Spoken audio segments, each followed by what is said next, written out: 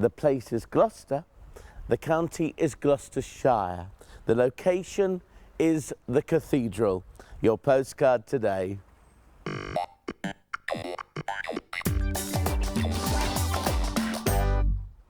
Phil, why did Gloucester deserve a magnificent building like this? Why didn't it go to Cheltenham or Bristol or somewhere like that? Well, I think that really because Gloucester was here at that time, being in the west of England, I think there was a need to establish a place of the English church far to the west, whereas to try and offset the establishment of the Celtic churches in Wales, I think there was this little bit of power and influence needed to be placed in this part of the country. There was obviously a community here, and of course the geography of Gloucester on the River Severn, the lowest crossing point of the river from England into Wales, made it a very important place to put a church. And the first one was established here in 679 by King Osric, who established a minster church and had a community of monks and nuns within that church itself. And that church continued, although it was rebuilt several times, right through until the Norman Conquest. A very long time. And yes. His tomb is in there, isn't it? Osric, yes, he is buried here. He was obviously buried in the original church, but when this church, or the second church, the Norman church, was built, his remains were reinterred in this church. As you walk around the cathedral, I think for me the most fascinating tomb, and probably part of the cathedral, is that of King Edward II. Mm-hmm.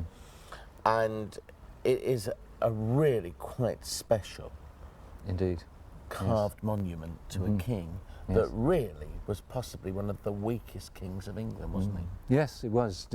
Edward was generally regarded as being fairly weak and ineffectual. It was, of course, his downfall was caused by his wife, Queen Isabella, and her relationship with Mortimer. In fact, the plot was hatched in France, and they decided to depose the king.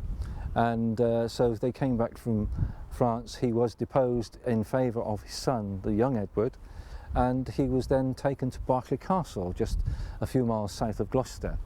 And he was kept there in the dungeons there in the hope that he would in fact pass away of natural causes, because they put him next to a particularly filthy drain and had lived in terrible conditions. But it seems the king had a very strong constitution. So eventually they had to put him to death. They hatched this particular plot, and he was murdered most foully, and eventually his body was brought here to Gloucester. Well, here's a little bit of a surprise for you, and me too, Robert, of Normandy. Now, what do you know about Normans? Who's the first person that springs to mind? William the Conqueror, of course, and this was his eldest son.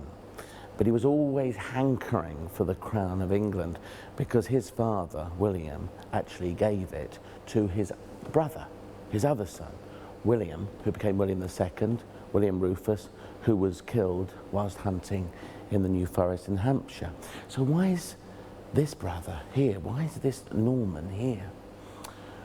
Well, it's said, the theory is, that he was in rebellion with his brother because he wanted the crown of England.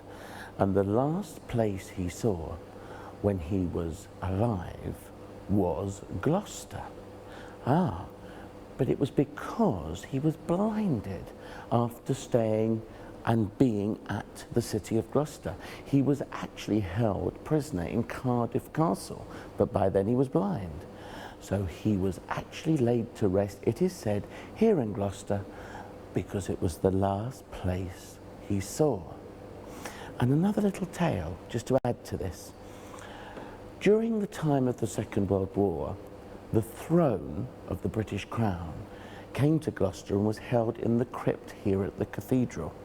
And they actually moved him down as well to the crypt.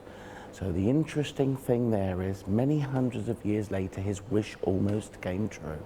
He almost became King of England because he was that far from the throne of this realm.